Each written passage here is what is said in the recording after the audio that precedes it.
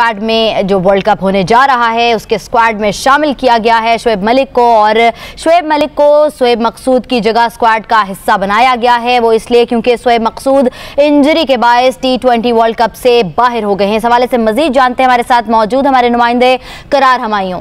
जी करार, बताइएगा, शोएब मलिक को एक दफा फिर मौका मिला है जाने का साथ?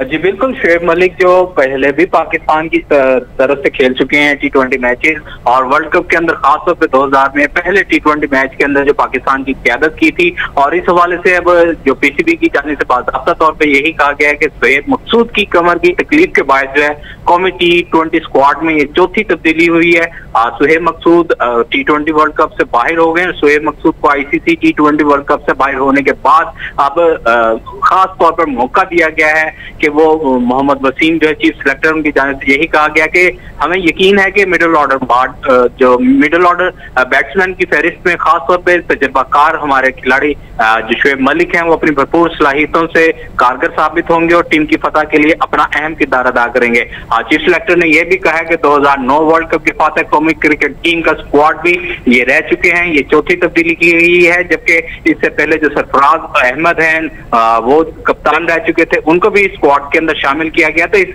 हवाले से यही कहा जा रहा है कि ICC T20 वर्ल्ड कप के अंदर खासतौर पे आज सुबह मोहम्मद आमिर ने भी ट्वीट की थी, शोएब मलिक को अपने साथ उन्होंने मिलाते हुए यही कहा था कि आपकी सिलेक्शन होनी चाहिए। और आज सिलेक्टर्स ने टीम मैनेजमेंट से बाकायदा जो मुशावरत के बाद है शोएब मलिक को मिडिल ऑर्डर बैट्समैन की हैसियत से जो है नेशनल T20 स्क्वाड के अंदर जो वर्ल्ड कप के अंदर पाकिस्तान की तर्जमानी करेंगे, शाहीनों की मजबूत करने के लिए बैटिंग लाइन को शोएब मलिक को एक बार फिर मौका दिया गया है।